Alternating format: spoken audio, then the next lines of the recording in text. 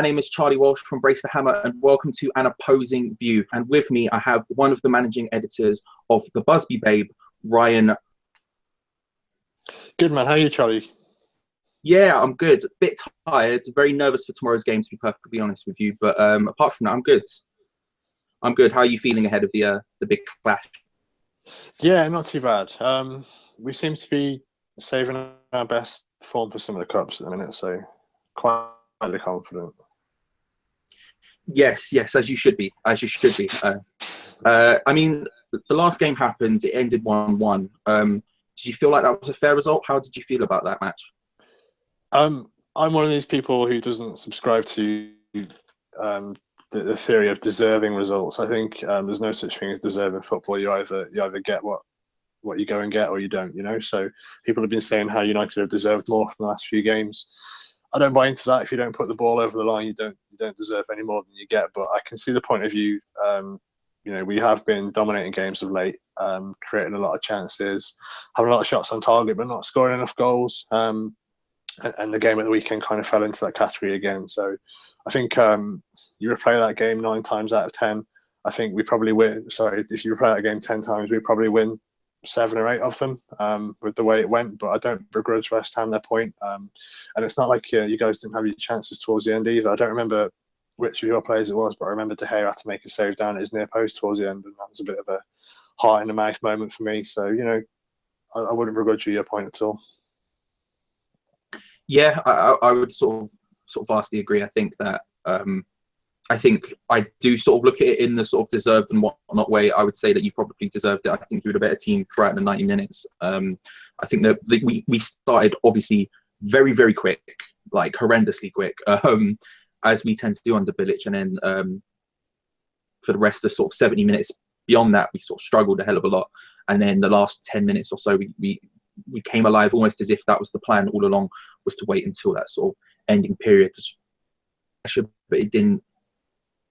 Got a little bit closer, but it wasn't that useful. I mean, when I saw the team lineups come out, was the exclusion of Mkhitaryan. I'm a big fan of his. I was surprised. I've been consistently surprised that Jose's not used him more. I think that he's a super talented player, but is there a reason why, Andy? Is there a reason? What's the reason you believe that he's been left out so far? And then when he did play against Final and just stormed it, start against us, is Jose saving people for the League Cup, or is there something else that we're missing? Well, I can give you the party line. Mourinho keeps saying that it's about intensity and him not being sharp enough and ready, and that he needs to do more. But I think the way you summed it up at the beginning there, that's pretty much echoed the feelings of most United fans, especially anyone who saw him play at Dortmund. In my job, I cover a lot of European football. I'm watching Bundesliga games most weekends, and last season I watched a ton of Dortmund. He was absolutely unbelievable last season, and I couldn't have been more excited when we brought him in the summer. I thought, this guy's going to hit the ground running straight away. He's going to come in. He's going to take the league by storm. Pogba's going to get all the headlines, but Mkhitaryan is really going to be the sign of the season. I was really confident of that, not least because he was playing in a team under Thomas Tuchel and before that under Klopp, where intensity wasn't an issue. They were pretty intense. That high press, that's something that Klopp implemented at Dortmund. It was something that Tuchel held on to when he came in. And Mkhitaryan actually, over his 3 seasons in the Bundesliga, only one player won the ball more times than him in the final third. So that just shows you he's capable of playing to an intense level when it comes to pressing and harrying around the pitch. So I thought he was ready-made. I thought he was going to come in and hit the ground running. I don't know why he hasn't been selected. His only start prior to the Fenerbahce game, the final game last week, was against Man City in the derby in early September, and he got taken off at half-time. I'm not sure how familiar you will be with that game, but he did have a bit of a stinker, to be fair. But as you'll have seen with United this season, we've been an inconsistent beast, and lots of players have had lots of stinkers, but for some reason, that one for Mkhitaryan has been a stick to beat him with for the best part of 2 months now. So it's for me and for most United fans, it's been long overdue his return to the team. You could see how raring to go, how he was chomping at the bit. in Europa League, and he was excellent. He couldn't have done much more aside from put the ball in the net. And I won't say I was confident he would start for me. He would have started just like he would have started every other game this season. But yeah, I never was really fully convinced that Mourinho was going to throw him in there after the game against Feyenoord. He was saying that while sort of praising Mkhitaryan's performance, he was kind of giving him a one hand and taking the other, saying that he's still got one more step to go, and that's the Premier League. But if you're not going to give him a chance to do that, to do it in the Premier League, then how's he expected to do it? How's he expected to get this match sharpness if you're not playing him? So, yeah, the party line is some kind of garbled reason about lack of intensity and desire, or however you want to term it. But as to the real reasons, I'm completely baffled. It's something myself and Andy, who you spoke to at the weekend, we do a weekly roundtable at the Busby Babe, where we get the three editors, Andy, Jack, and myself, get together on a weekly basis and just pick a topic and go back and forth on it. And we were talking about Mkhitaryan this week, and both trying to come up with reasons for why he's not starting. Andy put forward a pretty good case, but again, it was pure conjecture. But he was saying that from what you hear, Mkhitaryan is quite somewhat of a confidence player, and perhaps his confidence was a bit shattered by the Man City game, where he was taken off at half time, and maybe Mourinho's ploys to take him away from the limelight and build him back up. But if that were the case, you wouldn't think he would be so open about criticising him in public as he has been. So yeah, it's baffling me. I have no idea. He should be playing. I expect him to play tomorrow night, to be honest. I do think with being a League Cup tie, it's the kind of one that he'll probably get thrown in for. So yeah, I think we might get to see him. Yeah, I was going to ask, what kind of team do you think is going to set up tomorrow? Because obviously it is a League Cup. I don't know how you personally feel. I've spoken to a few Man United fans over the last couple of days, and half of them seem to think, oh yeah, we should definitely go and win the League Cup, and then the other half seem to be like, no, we shouldn't. Let's not worry about it. Let's concentrate on Europa League and other things.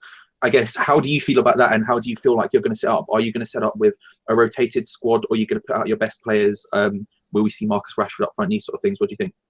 It'll probably be somewhere in between. Like you touched on, Mourinho tends to value the League Cup. I think mainly because it's the first trophy that you can win in any given season, and to kind of instill that winning mentality in a side is something he likes to do, to set that marker down early, to serve players well later in the season. So, if they get to the FA Cup or the Champions League final, they've already been to a big cup final this year. They know what it's like to get their hands on a trophy. It just becomes part and parcel for them. So I think that's why he values it so much.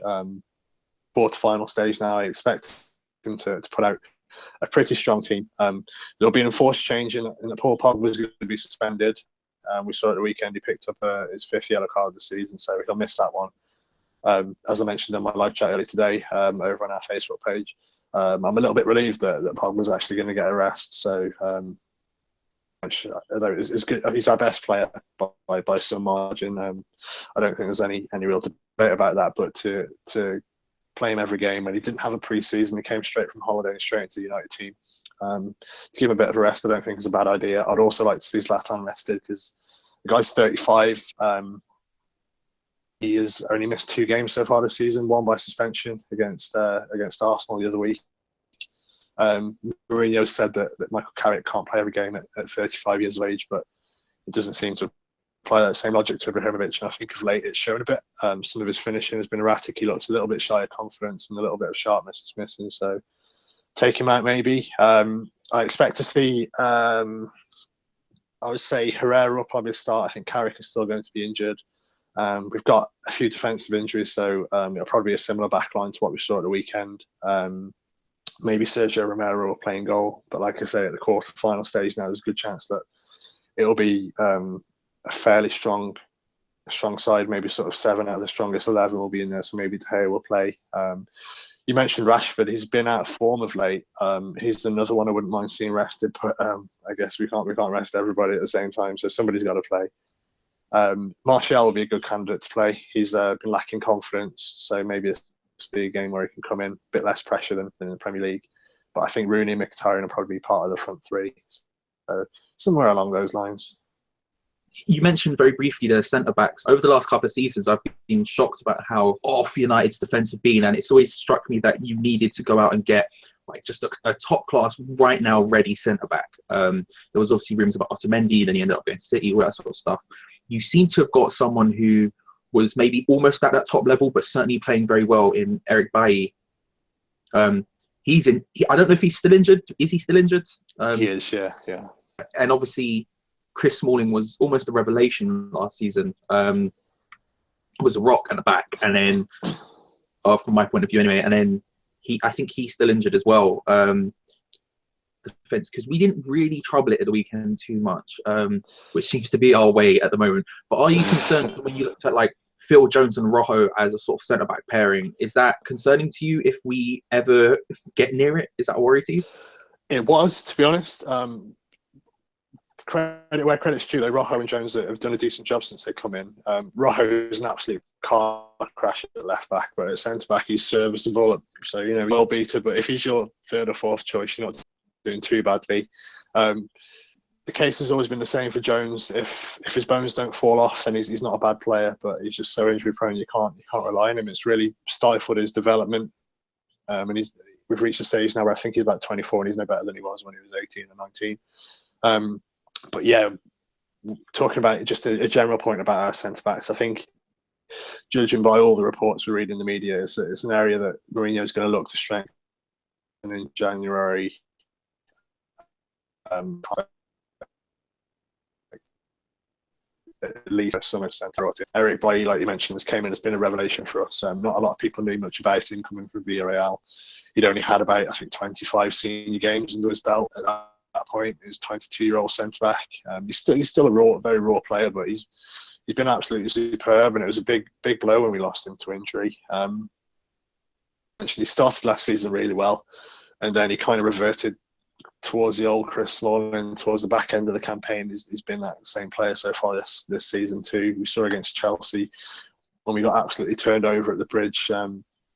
He was just dreadful, just awful. I think in the long run, Smalling's a decent, a bit like Rojo. He's better than Rojo, to be fair to him, but he's probably a good third choice centre back. So he's your number one deputy. But for your starting two, I think we need someone of a higher calibre to go alongside Eric Bailly.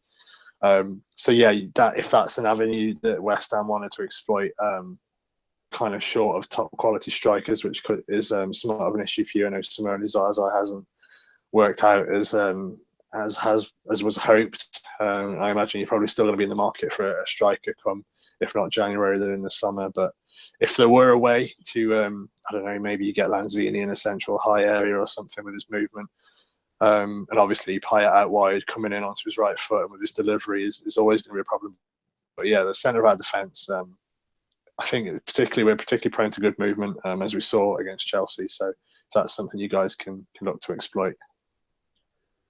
Yeah, I would say the ball anywhere near your defence would be nice. That would be a benefit maybe to last time. You mentioned the strikers there. I mean, I like answering this question a lot because I've always found the answer really interesting. But is there anyone you look at and go, that guy? I usually ask it in the form of a combined 11, but is there anyone you would take out of our team if you had the option to?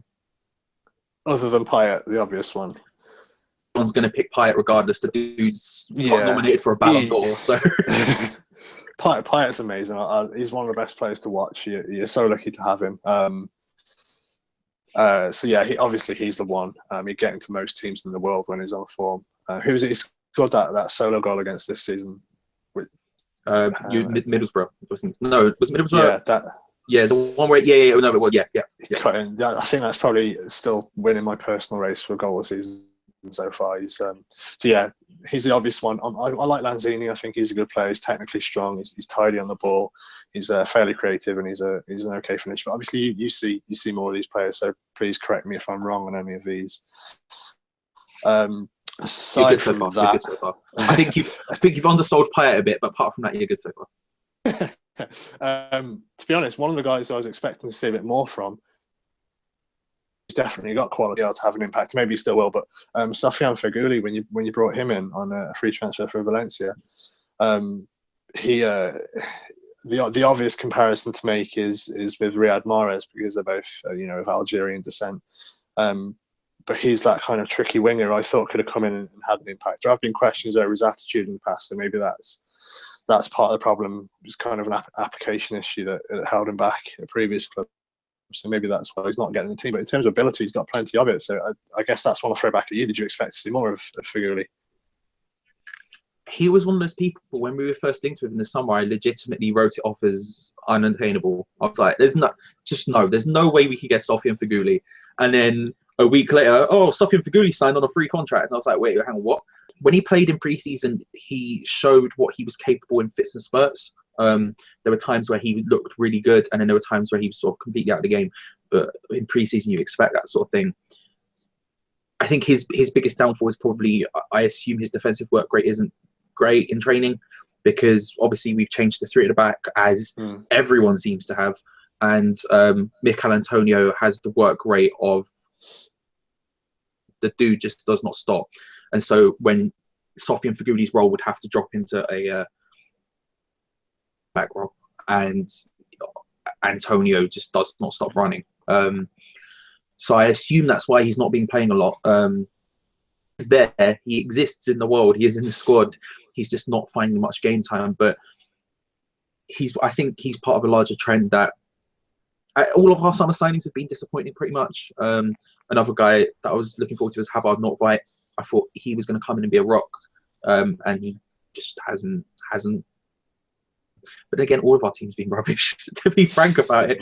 No one's really, apart from Payet, even Payet, people are questioning whether he cares, whether it got like the most chances created in Europe's top 5 leagues or something. So like, and even then we're looking at him going, do you even care? Like, it's that sort of situation where everyone seems to be playing bad, and when everyone plays bad, there's no one really stands out. But we might see Figurli this week, tomorrow night. We might see that happen. I don't know how much of a rotated squad we're actually going to get, because I feel like at this point we need to get sort of consistency going, and chopping and changing every other game isn't going to get that. Find people who are playing well and playing well now, and we need to get them in the squad consistently, which is going to tire them out. But at this point, over the Christmas period, especially with the games we've got coming up, I think that's vital. So if he can come in and make an impact, then I'm all for him staying in the squad as long as humanly possible. But I don't know what his defensive work rate is. I was impressed every time I watched him. I didn't see him drop back that often, but I wasn't really looking for that. For him, maybe he would know better. Yeah, no, I think you probably hit the nail on the head of just not being a natural position for him in your system at the moment. That probably has a lot to do with it. We've seen it at Chelsea, guys like Oscar, who were previously playing a lot. When Conte made the switch to 3-4-3 addition for him, same with Fabregas. These guys who are kind of the archetypal number 10s who like to get on the ball and create in high areas, but aren't great going back the other way. There's just nowhere for them in these kind of systems. So maybe that's the case for Figurli too. I have to say, touching on your summer signs, I saw it coming a mile off with Simone Zaza. I'm sure a lot of people did. In vain to get a top class striker, and I think they got a little bit desperate. And Zaza, he went to Juventus, but he never really had the requisite quality to make it. He's the type of guy who works hard and runs all day, but just lacks that quality. So I think obviously they aspire to bring in someone like Laka or Batshuayi, Carlos Bacca, you think, with all these players, and I think it was just a case of desperation. Is that what you're hearing too? Yeah, you say lack of desperation as well there. I think I'm one of the people who everyone talks about, they say, oh, you need a third-season striker or a proven goal scorer. And I think once you move to the Premier League, all that sort of goes out the window. There are very few people who can sort of just continue their form as if it was nothing. Someone like, we aimed at like you say, Batshuayi, who was basically the best striker in France outside of Zlatan Ibrahimovic. We tried to get Ibrahimovic, we tried to get Vardy, we tried to get Bacca, we tried to get Flippit, everyone. You name a striker in Europe, we were probably talking to them at some point, going, do you want to come? And none of them went for it. I think Zaza was the sort of level we should have been aiming at anyway. We should have been looking at top teams and looking at, oh, who's out, who's not in favour there, who can we get? But it stunk of desperation, like you say, and he's still the only striker in the squad who's actually scored at the Olympic Stadium this season because he scored for Juventus. in the sort of the Olympic Stadium opening ceremony, which also wasn't the opening ceremony because it was the game after the opening bit. That doesn't matter. He scored for Juventus in that game to get the winner against us, and has since failed to put the ball in the net. But you know what can you do? Our problems lie a bit deeper. I think we need to create better chances for those players. Although Payet has created all of these chances, there isn't enough of them happening. Simply put, I can't name how many times I can't think of how many times Zaza's been in the box ready to shoot twice in the season, and I think that speaks to a much larger issue. How do we solve that? I don't know. I want to see Lanzini deeper. That's something I always want to see. He's naturally like an attacking midfielder like Payet is, but he can do that role slightly deeper. And if we can start creating deeper, then I feel like that will open up some opportunities for the likes of Payet, Ayew, Zaza, whoever it is up front at the time in that sort of up front trio. Then I think that will help a lot. Someone you mentioned was Fabregas for Chelsea, who doesn't fit into their system. He's someone we're been linked with for about a year and a half at this point. I think I don't want to think about it in like Barcelona terms, in that they were linked with him forever and then they eventually got him, because I don't think it's going to happen and I don't think it's even possible. Play that creative role but deeper, I would be super, super happy, because our problem seems to be we get to the centre mids who are both DMs sometimes with Noble and Obiang, and they look up and they just have no clue what to do. Noble's passing stats were great against you, but that seems to be the case a lot of the time. So you look at our team, are you worried about, I mean, is there anything that's genuinely worrying you about Wednesday, or do you think it's going to be a comfortable performance, if not a comfortable result? Yeah, that's the way I'd expect it to go down. I'm not anticipating a comfortable win, but I do think United will probably, like at the weekend, enjoy the majority of the play. You know, they're a home team, even though United aren't playing well. West Ham aren't doing very well either right now. So the players we've got, even without Pogba, our budget is so much bigger than yours. We should be expecting to own the ball in games like that, and I think we will. But kind of similar to yourselves, it's just getting the ball over the line that's been our issue. So I'm not holding my breath for any kind of 3 or 4-0 victory. I'll take a 1-0. I'll take it going in off someone's backside or an own goal or anything. But yeah, I'm not anticipating a comfortable victory by any means. I mean, last season you guys came to Old Trafford and upset us. Got yourselves a replay with that amazing kick from half a mile away. If I had to put my life on picking a winner, I would pick United, because being home side, with it being a cup game, I think we've probably just got enough to edge it, but I have no major confidence in that statement. Yeah, I on another preview I predicted 1-1 and then you winning on extra time. I think Sakho came in. He was the first West Ham striker to score and assist a goal in like 17 or 18 games, which is sheer lunacy. And then he got injured straight away, because that's just the way things happen at West Ham. So I'm hoping, I don't think it will happen, but I'm hoping Ashley Fletcher gets the start. He has been when he plays, he really does. He drops deep, he gets involved in the play, he goes out wide, he does everything Sakho did do last season. The only thing that's missing from his game so far when he's played, really hasn't had much time on the pitch at all. And in pre-season, I think at one point he was like 3 and 2. I mean, he was just scoring for fun. He's someone I hope starts, and he has a little bit of a point to prove and goes, yeah, actually I can do it, and scores. But ultimately, I said 1-1. I think extra time or penalties, probably penalties, you'll get the win. Which it is what it is. I'm more concerned about the league, but if we win, there's a lot of Man United fans I can have a go at, which will be great. But yeah, Ryan, where can people find you online? You can find me on Twitter. It's at Ryan Baldi EFB. My surname is spelled Baldi, and then it's EFB at the end of it. It stands for Euro Football Blog, which was my first blog when I started writing a while back. But yeah, I don't just write for the Busby Bay, but I do bits and bobs in places like 442. I've got an article coming out on RB Leipzig midfield and navigator with 442 later this week. Football Whispers are another one I work for. I don't just cover United, I cover a lot of continental stuff. I've got something coming out about Virgil van Dijk tomorrow as well. So yeah, if you give me a follow on Twitter, you can keep up with all my latest stuff. And if you want to go and check out the Busby Babe, I know it's probably not of much interest to West Ham fans, but we're at the Busby Babe on Twitter, or the Busby Babe at aspiration.com. So yeah, give us a shout over there. I'm always happy to engage with rival fans. Ryan, thank you very much for joining me on this first attempt at whatever the hell this is going to be in the future. Yeah, pleasure, mate. Thanks for having me.